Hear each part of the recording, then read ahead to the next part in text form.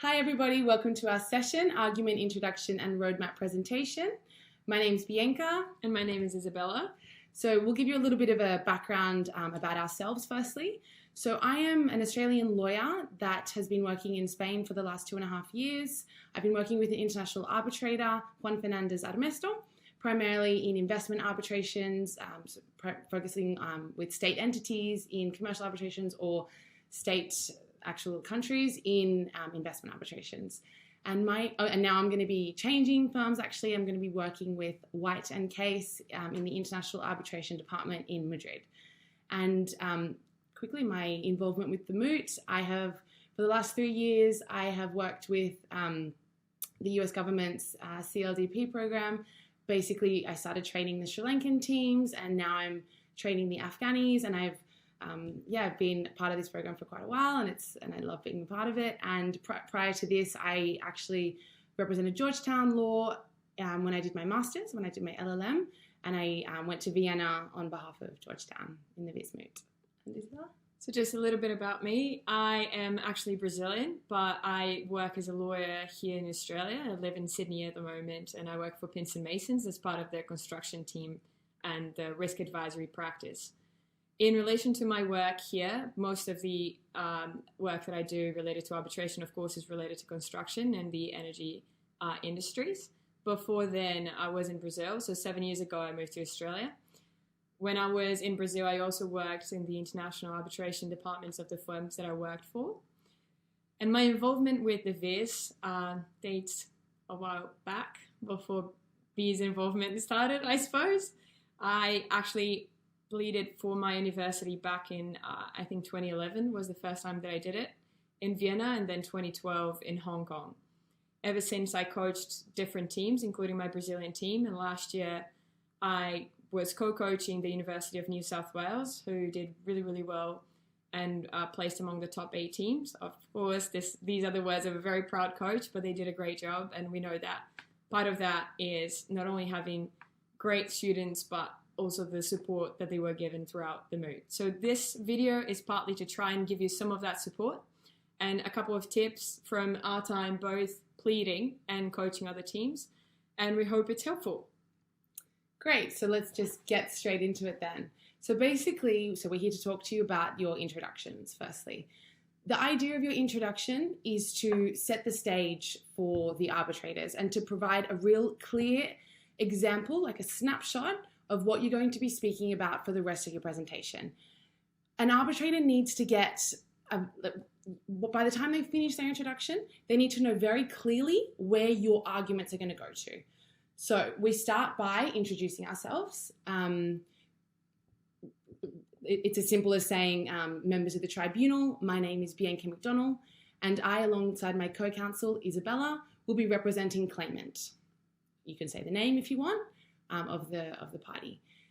And then basically, and just actually quickly, be mindful of what you've already discussed with your arbitrators, whether you've talked about the timing, whether you've already introduced yourself, so it doesn't look like you're doing a pre-prepared speech once you start your introduction. As an example of that is, for example, if you've already spoken to your arbitrators, don't reinstate the time. So many teams do that. Members of the tribunal, my name is X, and I appear alongside my co-counsel X, and I'll be speaking for 15 minutes. If you've already agreed that with the arbitrator, don't repeat it. It might sound like something silly, but at the same time, it will give your arbitrator the idea that your whole speech is pre-prepared. As B was saying, that prepares the stage, that sets your performance from now onwards. So try to start at a high note, and that is, don't repeat things that don't need to be said again. Yeah, exactly. So after you introduce yourself, you should then go to your theme. So basically, the idea of your theme, you can call it a theme, you can call it an elevator pitch, as Isabela likes to call it, your case theory, sometimes I like to call it.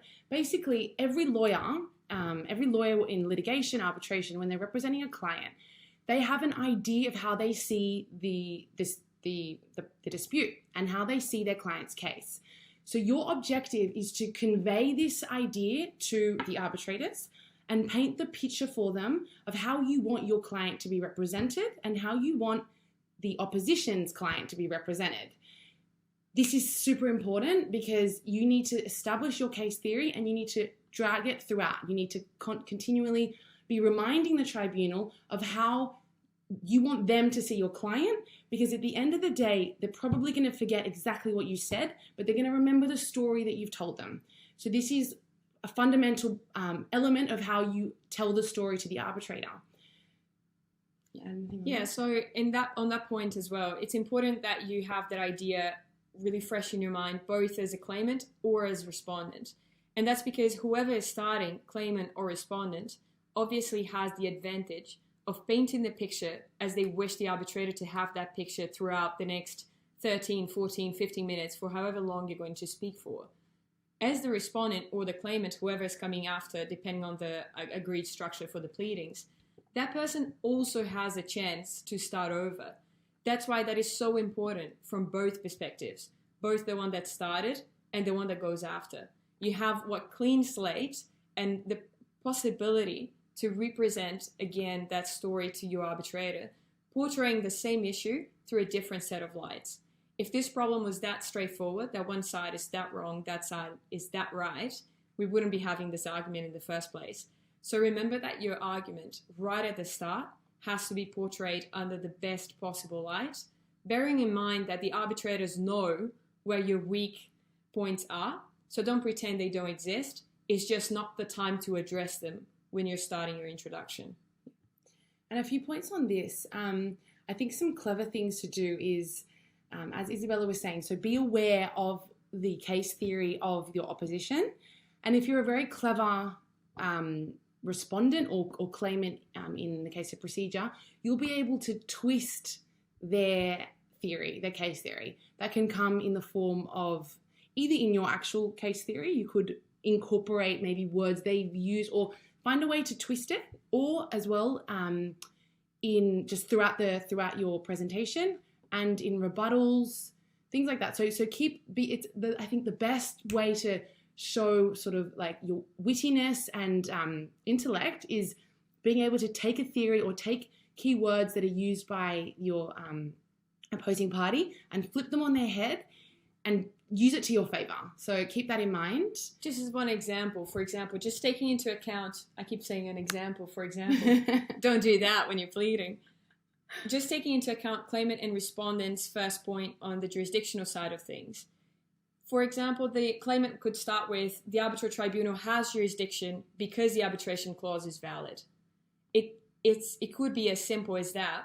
And for the respondent to respond on that point, it's equally just as simple to say, the arbitral tribunal does not have jurisdiction because the arbitration clause is invalid. You're taking a really simple idea and just flipping it and mirroring it. That sometimes can be a very effective manner of starting your argument. Yeah. And also adding something like, contrary to what claimant has led you to believe, actually the arbitral agreement is invalid, ... Another point, this goes to the whole problem in general, but often it's important for the theme. Usually in these problems, there's one party that wins on the law and there's one party that wins on the facts or commercial reasonableness, for example. So maybe the law is on one side, and if you apply the law properly, one party should win. But if you think about it from a commercial reasonableness perspective, or what's factually makes more sense, maybe another party should win. So think about those elements and whether it's better to appeal to the reasonableness of the arbitrator, or if it's better for your argument to say the law says this or the contract says this, and this is what the tribunal has an obligation to enforce. On the flip side, however, it would be unfair although the contract says this, there's these certain circumstances that make the situation different, and the arbitral tribunal should interpret it differently, etc., etc. So think about those elements when you're coming up with your themes. Okay, I think we're pretty good on that. Yep. And then next, another point, I'm sorry. It shouldn't go on for too long, your case theory, your theme. It should be succinct, to the point. Don't drag it on. Leave the tribunal with one idea in the mind. And also, generally for the procedural person, the case theory should try to encapsulate also the issues. Substantive part. Yeah, that's important. But then don't forget that within your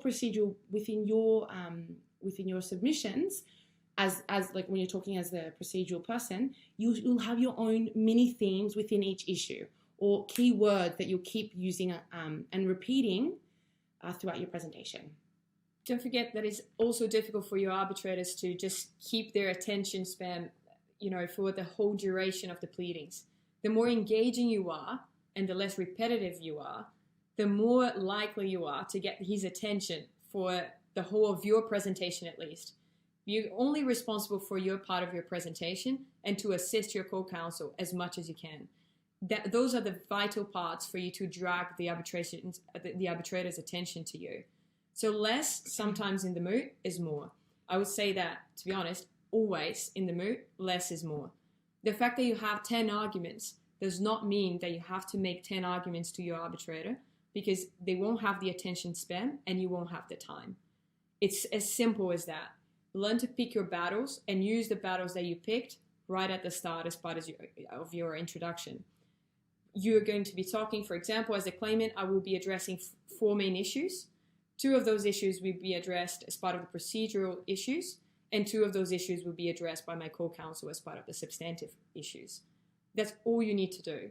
You need to identify them and indicate to your arbitrators who is going to be talking, to your tribunal, who is going to be talking about those issues. Once you do that, make sure you cover those topics because they will be expecting it once you basically presented it. Yeah. So that's the perfect way into the next thing. So remember, we have your introductions, like as in introduce yourself, your themes, and then it's roadmap. So exactly what Isabela just said, you're going to outline the issues that you're going to be talking about for the rest of your submissions. Make them extremely clear. You're literally just summarizing the key issues. So for example, and you should say it like this. Firstly, you know what, I don't really like these. Do you like these? No, it depends. Secondly. You will see that people have varying reactions to this. Bianca being Australian and me being Brazilian, you're having your Spanish touch to it. We use our hands a lot when we talk. You might have realized that during our recording. But it comes with mixed reactions from people. If you are going to use your hands to indicate, I would say use it sparingly. Don't just do that all the time, because it can be highly distracting to an arbitrator, especially at those times that they are more prone to be paying less attention to what you're saying. When you really need to emphasize something, then maybe you can make use of your hands, but just don't do it all the time. Make sure you use it for key elements and only when it's necessary. An example of when I like to use it, I don't know if you like it too, is when you're comparing 2 things. So sometimes on one hand, this is what's happening. On the other hand, this is what's happening. Sometimes that works. Again, some arbitrators do not like it at all, and they like the good Vienna style of pleading that someone has their hands basically locked on the table. You're going to have to feel your tribunal a little bit for that, but it's quite personal, I think, in terms of the style, what works better and what worked best when we were pleading and when we were coaching. Yeah, definitely. But irrespective of whether you're going to use your hands, you should definitely indicate with your voice the roadmap. So firstly, and you do with your first issue. So for example, firstly, the arbitral tribunal has jurisdiction as the arbitral agreement is valid. And secondly, the arbitral tribunal, maybe don't repeat arbitral tribunal, say it in a different way, but say your second issue, so that they should exclude the expert for X, Y, and Z. You want to keep it very summarized. Don't go into your into your actual submissions. Really, just one line for each issue, short and sharp. Yeah. Do you want to say anything else on that? No, I agree. When it comes to what I call the elevator pitch, it's a 30-second thing at most to present your case. It's even a little bit too much. I would say if you can cut it to 15 seconds to 20 tops, that's when you give the idea of your case, and then you move to the point that you were saying before in relation to just going, those are the issues, those are the ones that I'll be presenting, those are the ones that my co-counsel will be presenting, then move into your arguments. Short and sweet. Would you say, for example, so there, we have 4 issues to deal with today. There are 2 procedural issues that the arbitral tribunal has this jurisdiction, and the expert issue. My co-counsel, and would you say that they should discuss? They should mention what the merits issues are, or they should just say and 2, or like what would you recommend that they say? I reckon there's two ways you could do it, to be honest. There's two, definitely. I agree with you. There's two ways you can do it. When I used to do it, I was always substance, so I always did merits. So I never had to deal with that issue. But my co-counsel would always present all issues, because one of the advantages that I find of presenting all issues straight from the start is that you might avoid questions that the arbitrators might have in problems that sometimes the line between procedure and substance are not that clear. You avoid that because you already say, I'm not going to be dealing with those issues. Sometimes I think that's good, depending on the problem. This year's problem is you do have the question of Article 35 quite separate from your procedural issues, and the other questions might be separate enough so that you wouldn't risk running into that.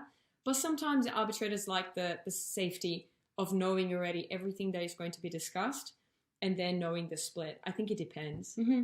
No, but it makes sense. I think it makes probably more sense to introduce both of the arguments as well, because you want the tribunal to have the clearest picture in their mind of your whole, the claimant or respondent's whole presentation. So yeah, I think that's a good idea. Also be wary when you do if you do state the points on the merits, that as the procedural person, you may get questions off the bat. Because in their mind, some arbitrators are not even thinking that your procedure. They're just thinking, oh yeah, I've read something about that issue and I'm interested in that issue, and they could ask you from the get-go. Because of this kind of question, it might be interesting for you to know in general lines what your co-counsel is going to be talking about. Definitely. Because sometimes it's enough to respond in general lines that shows that you know the problem as a whole, but to say, but my co-counsel will address this issue in more depth during their pleadings. So you respond the issue. It doesn't sound like you have vetted the issue at all, but you also limit and tell the arbitrator, this is as far as I'm going to take it. If you have more questions, you address it to my co-counsel. And that brings up I think now we can transition into just some general tips on advocacy, because I think after you've completed those three things, so your introduction, your case theory, and your roadmap, you start your presentation. We can now move into just general tips on advocacy, and Isabela brought up a very good point. So number one, you should definitely know generally your co-counsel's submissions, because nothing looks worse than saying that's not my issue and I'm not going to address it, because at the end of the day, your job as counsel is to assist the tribunal in understanding the problem and understanding your case. So it's not helpful for the tribunal to not answer that question.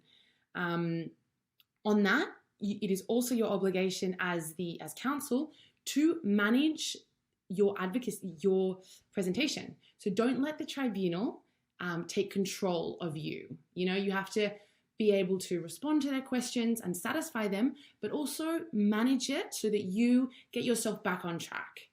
That's a skill, and it's hard, especially when you have arbitrators, maybe like me. I'm not sure how you are, but like when you have strong, very inquisitive arbitrators, it can be easy to sort of let them take control. So you have to also assert yourself a little bit. Remember to listen. Listen to what your arbitrators want to hear, because sometimes some teams, they're so eager to show what they know that they don't listen to what the question actually was. So it tends to go for way longer than it needs to go in terms of a response, and you waste too much of your time when you actually haven't listened to the question. There are times that your question is a simple yes or no question. Listen to those times and learn to just identify them and respond accordingly. If it's a yes or no will suffice. Yeah. If they want to hear more, they will ask more. Use that as an opportunity to showcase your case, but keep that roadmap in your mind whenever you answer a question. One tip that always worked for me was I always had in mind what I want to prove with the point that I'm trying to demonstrate now. So when I got the question, I would think of a way to respond to that question, also addressing my point and leading that point to my next point. So sometimes if I listened and I know that the question that was asked has been answered, you sometimes don't let the arbitrator continue. And not because you're going to stop them mid-question, because we are also not recommending that at all. Always listen and let them finish before you start speaking. But if you already move on to your next point after you finish a question, also that drives me to that point, or in light of that fact, what happened was, and you move on, that will help you develop your arguments and give your arbitrators the feeling that you're having a conversation more so than just a presentation, which is also a skill that you can develop. Yeah, definitely. What else can we say? I had a point and then I just forgot it. Oh, no. In general, I would say, just basic things that are really important is always you need to go much slower than you actually, no, I remember what I was going to say now. Because it was about your point. You were speaking, answering the tribunal's question, listening to the tribunal and answering their question. The hardest thing is when you're nervous and, your heart's racing and you're presenting and you're remembering your point and then you're trying to listen to their questions and maybe you're not listening so much. So how do we get better at this? Practice. Yeah. Because the more practices you do, the more questions you write out. So you write a list of all the possible questions that could be asked, and then you write potential answers to those questions so that when you receive a question, you can quickly identify what it's about, what they're looking for with that question, and you can go into your toolbox, which you have everything stored, your previous responses to those questions, and you just pull that from the toolbox. So yeah, it makes it easier the more you practice and the more questions you write down and practice too. And yeah, just in general, trying to keep yourself calm and relaxed and seeing it as a fun way to discuss with the tribunal as opposed to sort of a scary presentation. Yeah. Try to enjoy yourself. At the end of the day, you guys have worked really hard. You really know your stuff. Try to trust yourself and just see it as a fun thing. Also put your notes away. Really, really important. We don't want to see any looking down at any sort of notes. The maximum you can have, I would say, is one palm card. Yeah. Like with really minimal dot points or one sheet. But the best is to really just put that away and have it all in a mental roadmap, and to be able to let the to answer the questions of the tribunal and take them back to your presentation and have that all in your mind. That is particularly relevant to the point of the notes when you have a virtual moot. The reason is that if I'm looking down, first of all you can see is the top of my head. So you already lose that connection with your arbitrator. So if you are going to have notes, try to hold them a little bit higher up. That's a bit of a tip. Try not to have the notes at all. But if you can't, just hold them a little bit further up and make sure you don't have them down so they have to do this kind of movement, because that's when your arbitrator, in a way, will lose a bit of interest. But I think one of the most important things you said is just have fun during the process. I know it seems easy to say because we're not pleading this year, but we have before, and I'm sure your best pleadings were probably the ones that you just had a conversation with your arbitrator. You just explain what the case is about and why your side has to prevail. And you just do that in a way that is, respectful, but also conversational enough so that there can be a little bit of an interaction between you and the arbitrator. That said, there will be some times where you're going to have a panel where the arbitrators ask absolutely no questions. So you also have to be able to have a presentation where you can simply guide your arbitrator through what the problem is, what the questions were, and how you solve them from your client's perspective. Mm-hmm. One tip that I always liked as well was try to tell the case to someone you know that is not involved in the moot. Try, for example, moms, dads, sisters, boyfriends, girlfriends, just try to go through the problem with them. And if you can keep their attention for 5 to 10 minutes, kudos to you. Just try to tell the story in as clear way as possible, but also going through what the issues are, as just telling it to a lay person. Mm-hmm. Someone who's not a lawyer has absolutely no idea how would you explain this problem. If that person understands the problem by the end of it, you did a great job, and it's probably going to make it a lot easier for you to understand the problem from an easy perspective as well, as opposed to overcomplicate it with the legal side and the legal terms. As we said at the start, less is always going to be more when it comes to the moot. Yeah. And on that, it's also, as Isabela said, it's very important to be conversational because we know when it's too prepared, when it doesn't flow naturally, and when you're structuring your sentences as if you've taken it out of your written memorial, for example. Like, try to make it as conversational as possible. And the way you do that is by knowing that one whole point, you have it summarized in your mind to one word, or one word for one. Say if you have in one point, you have four subpoints, and you have one word for each subpoint, or a way of summarizing your presentation so that you think of that word, and maybe you have just a little, you could put a post-it on the side of your laptop, or find a way to make it natural, and you look at that word and it jogs in your memory, and then you just speak and you just talk about it. Also really important is to be very slow. So even we right now are speaking too fast. We're speaking far too fast. Really, you should be speaking extremely slowly, opening your mouth and articulating. You should be speaking so slowly that you personally feel like it's too slow. Like right now, I feel like it's too slow, but that is how you properly can paint the picture for your tribunal, because when you're dealing with complex legal issues, it takes time for the brain to register them. So you need to speak slowly so that they can follow your argument properly. And this advice is times 1,000 when English is your second language, or if you have an accent.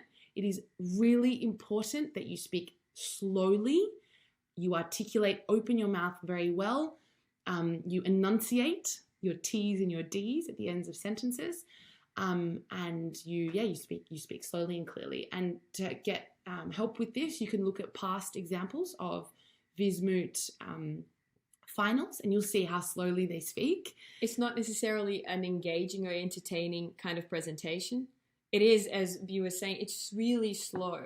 Yeah. It's a start with, good afternoon, members of the arbitral tribunal. My name is Isabela Deveza, and I appear alongside my co-counsel, Bianca McDonnell, for the claimant. For the next 15 minutes, I will be addressing 3 main issues. It's the kind of thing that it almost feels like you are going to make yourself fall asleep mid-conversation, but it makes it so much better and so much clearer for the arbitrators, because they will, first of all, they will feel like you're calm. So the fact that you're calm about it will make, in turn, your arbitrators feel like you have complete control over your speech. So I think we could go on forever and ever with lots of tips, but at some point we have to cut because we are already at 30 minutes. But we will be available to answer any questions that you have during our live sessions or in office hours. So please keep all your questions for us, and we'll be happy to answer them. And we hope this was helpful. Yeah, that's it. Okay, thank you so much for your time, and good luck. Enjoy the moot, and we're sorry that this year it's only virtual, but hopefully you'll still get a lot out of it, and it should surely help you for your future advocacy in the future. Thank you. Thank you.